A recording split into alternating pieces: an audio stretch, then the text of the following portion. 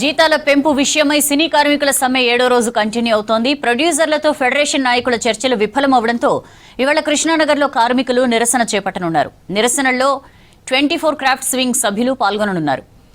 భవిష్యత్ కార్యాచరణ ప్రకటనతో పాటు టీజీ విశ్వప్రసాద్ తీరుపై ఫెడరేషన్ సభ్యులు డిస్కస్ చేయనున్నారు.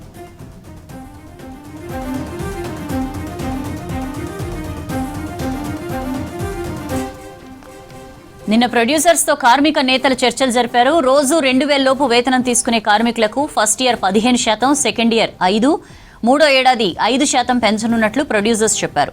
కండిషన్స్ కు ఫెడరేషన్ అంగీకరిస్తేనే వేతనాల పెంపు నిర్ణయం ఉంటుందన్నారు నిర్మాతలు. అయితే ప్రొడ్యూసర్స్ కండిషన్స్ తమకు ఏమాత్రం ఆమోదయోగ్యం కాదన్నారు కార్మిక సంఘాల నేతలు. 30% వేతనాలు పెంచితేనే షూటింగ్స్ కు హాజరవుతామని ఫెడరేషన్ లీడర్లు స్పష్టం చేశారు. కార్మిక సంఘాలను విడగొట్టేందుకే నిర్మాతలు యత్నిస్తున్నారని ఆరోపించారు. అటు కార్మికులకు వేతనాల పెంపు విషయమై సోమవారం ప్రొడ్యూసర్లు ఫెడరేషన్ లీడర్లతో మంత్రి కోమటిరెడ్డి వెంకటరెడ్డి చర్చలు జరపనున్నారు.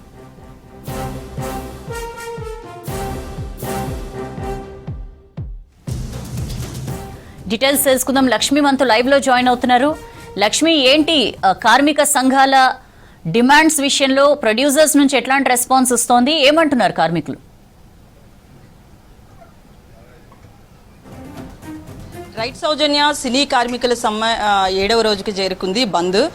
ముఖ్యంగా ఆదివారం రాత్రికి నోటీసులు రావడం జరిగింది. తర్వాత సోమవారం నుంచి కూడా బంద్ ప్రకటించారు. ఈ రోజు 7వ రోజు. అయితే సినీ కార్మికుల సమ్మె మాత్రం రోజుకో మలుపు తిరుగుతుందని చెప్పుకోవచ్చు. అయితే నిన్న మ్యాక్సిమం ఇటు నిర్మాతల చెప్పిన ప్రతిపాదనకి ఫెడరేషన్ సభ్యులు ఓకే చేస్తారు అని చాలా స్ట్రాంగ్గా నిర్మాతలంతా కూడా చెప్పి వెళ్ళిపోయిన తర్వాత ఫెడరేషన్ సభ్యులు వచ్చి వాళ్ళు చెప్పిన ఏ పర్సెంటేజ్ కావచ్చు, కండిషన్స్ కావచ్చు, వీటి వరకు మాత్రం మా యూనియన్ సభ్యులు అంగీకరించట్లేదు అని చెప్పి చాలా స్ట్రాంగ్గా చెప్పిన సిచ్యువేషన్ చూసా.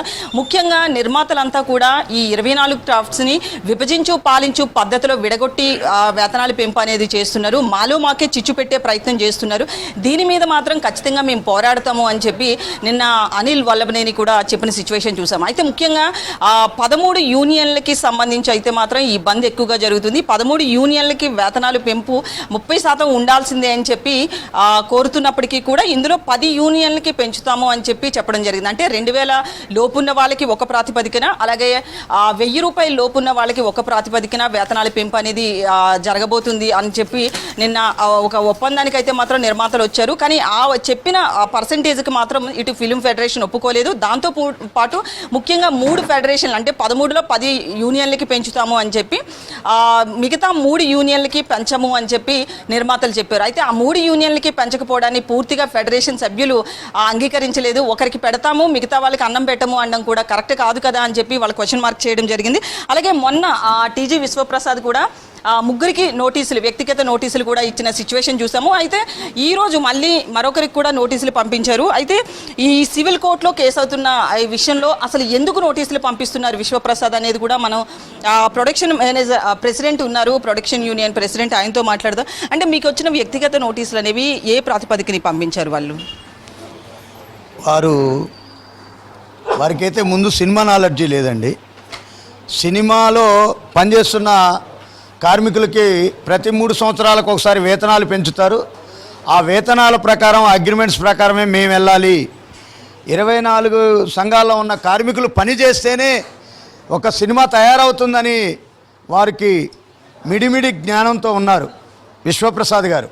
వాస్తవంగా చెప్పాలంటే ఫస్ట్ ఫెడరేషన్ అధ్యక్షులకి, కార్యదర్శికి, ట్రెజరర్కి పంపించారు. తర్వాత మళ్ళీ 24 సంఘాల వాళ్ళకే పంపిస్తున్నారు. అంటే నోటీస్ పంపిస్తే కార్మికుడు భయపడతాడు అనుకుంటున్నారా ఏంటో విశ్వప్రసాద్ గారికి తెలియట్లా. మరి విశ్వప్రసాద్ గారి పేరు మాత్రం బాగుంది, విశ్వాన్ని తాకినట్టుగానే. కానీ మీలో ఈ గుణగణాలే బాగలేవు. కార్మికుడికి అన్నం పెట్టండి చేతనైతే, కడుపు మీద కొట్టొద్దు. ఇంకా చేతనైతే ఈ మీద దెబ్బ కొట్టి అలా కాదు ఇలా చేయండి అని చెప్పండి. మేము వింటాం మీ మాట. మొదటి నుంచి మీ మాటే వినుకుంటూ వచ్చాం, నిర్మాతల మాటే వినుకుంటూ వచ్చాం. మేమెక్కడ నిర్మాతను ధిక్కరించి, ప్రొడ్యూసర్ సినిమా నిర్మాతను ధిక్కరించి మేము ఎక్కడ పనిచేయలే. వారి యొక్క ఆశయాల ప్రకారం, వారి యొక్క విధి విధానాల ప్రకారం వెళ్ళాం. ఒకవేళ కార్మికుడి మాటే మీరు విన్నారంటే కార్మికుడికి 8 గంటల పని వేతనం ఇవ్వాలి. ఇవాళ మీరు లేబర్ ఆఫీస్కి వెళ్ళారు కదా, మరి లేబర్ ఆఫీస్లో చట్టం ప్రకారం ఏముంది? 8 గంటల వేతనం ఉంది. మరి మీరు మాకు 8 గంటల వేతనం ఇస్తున్నారా? ఎప్పుడో 1991లో అయిన అగ్రిమెంట్లు, తర్వాత 2010లో అయిన అగ్రిమెంట్లు 8 గంటల వేతనం ఉంది. ఆ 8 గంటల వేతనం మర్చిపోయి 12 గంటల వేతనం తీసుకొచ్చి కార్మికుడిని శ్రమదోపిడీ చేస్తున్నారు. ఇవాళ 12 గంటలు అన్న దగ్గర 16-18 గంటలు పనిచేస్తున్న కార్మికుడు. ఇది మీరు గ్రహించకుండా కార్మికుడు జీతం అడిగితే, కార్మికుడు వేతనం అడిగితే మీరు నోటీసులు పంపిస్తున్నామని. మీకు పంపించిన నోటీసులో ఏముంది? వారిని భారతదేశం యొక్క విధానాలని వదిలేసి ఇంగ్లీష్ కల్చర్ తీసుకొస్తున్నారని చెప్పాం. ఇంగ్లీష్ కల్చర్ తెలియంది ఏముంది? ఇవాళ మన కార్మికులు కొంతమంది ఇంగ్లీష్లో ఆడపోయి ఏం చేస్తున్నారు? వారు ఒక ఫ్యాక్టరీ పెట్టుకుంటారు, ఆ ఫ్యాక్టరీలో నెలవారీ శాలరీలకి పనిచేస్తారు. మనది ఇది అట్లా కాదు కదా, ఇక్కడ అట్లా కాదుగా. ఇప్పుడు 100 సంవత్సరాల చరిత్ర కలిగిన సినిమా ఇండస్ట్రీ, మా సీనియర్లు ఉన్నారు, నారాయణ గారు, ఈ యొక్క యూనియన్ స్థాపించిన వాళ్ళు ప్రథములు. మరి అలాగా ఎన్నో సంవత్సరాల నుంచి కొన్ని విధి విధానాలతో, కొన్ని రూల్స్ అండ్ రెగ్యులేషన్స్తో వెళ్తున్న ఇండస్ట్రీని మీరు వచ్చి ఇలా ముక్కలు చేయాలనే ప్రయత్నం చేస్తే కార్మికుడు ఊరుకోడు, కార్మికుడు క్షమించడు. యూనియన్ సభ్యులంతా కూడా ఈ వస్తున్న నోటీసుల మీద అయితే మాత్రం ఫైర్ అవుతున్నారు. అసలు నోటీసులకి వీళ్ళ వైపు నుంచి రియాక్షన్ ఏముంటుందో కూడా ప్రసాద్ గారిని అడుగుదాము. అంటే మీకు రియాక్షన్ ఎలా ఉండబోతుంది? మీ రియాక్షన్, మీ కార్యాచరణ? నోటీసులు ఇవన్నీ ముందుగానే చెప్తున్నాం అండి. ఈ నోటీసులు మేము భయపడే వాళ్ళం కాదు. 3 నోటీసులు అంటే ఇంకొకటి ఏంటంటే, ఆయన కంపెనీలో మేము ఎంప్లాయీసం కాదు. ఎంప్లాయీస్ కానప్పుడే మాకు బయట వాళ్ళని ఈ విధంగా బెదిరిస్తుంటే, ఆయన సాఫ్ట్వేర్ కంపెనీలో పాపం ఎంతోమంది ఆడపిల్లలు పనిచేస్తున్నారు, మరి వాళ్ళని ఏ విధంగా బెదిరిస్తున్నాడో తెలియదు. మరి అంటే బయట వాళ్ళకే ఈ విధంగా నోటీసులు ఇచ్చి భయపెడుతున్నాడంటే కనుక, మరి ఆయన కంపెనీలో పనిచేసే వాళ్ళకి ఇంటర్నల్గా ఇంకెంత జరుగుతుందో మాకైతే తెలియదు. దీని మీద నాకు తెలిసి గవర్నమెంట్ కన్నా చొరవ తీసుకుని ఒక ఎంక్వైరీ కమిటీ వేస్తే మీకు వచ్చిన నోటీసుల్ని ఖచ్చితంగా మీరు ఫిలిం ఛాంబర్కి ఇన్ఫర్మేషన్ ఇస్తారు. ఫిలిం ఛాంబర్ ఏం చెప్పింది మీకు?